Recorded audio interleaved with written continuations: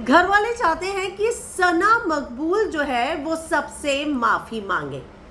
जी हाँ, इस बात की माफ़ी मांगे कि उससे जो गलती हुई है और घर में जो गैस बंद हुई है, अब उसकी वजह से ये सारे इश्यूज आए हैं, प्रॉब्लम आई है और वही इन सारी चीज़ों की जिम्मेदार है।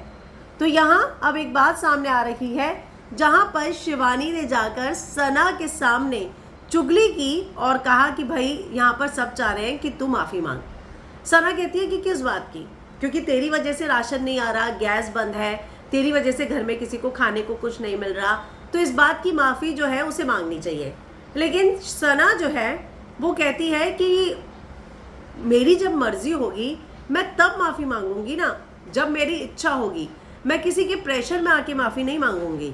तो यहाँ शिवानी से समझाने की कोशिश करती है कि देख, गलती तेरी थी, तेरी वजह से घर वाले भूखे रह रहे हैं, तो ये तेरा तो फर्ज बनता है ना। जिसमें सना ने कहा कि देखो, मुझे जैसा लगेगा मैं वैसा करूँगी, और यहाँ पर अगर सज़ा मिली है, सबको मिली है ना, सब भूखे हैं, ऐसा तो है नहीं ना।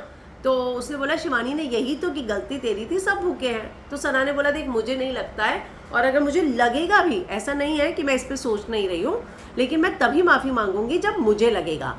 मैं किसी के प्रेशर पे आने में, और कोई मुझे कहे, एक्सपेक्ट कर रहा है और मुझे कोई डिक्टेट करे और इसलिए मैं माफ़ी मांगूँ, मैं वो तो कभी नहीं करूँगी।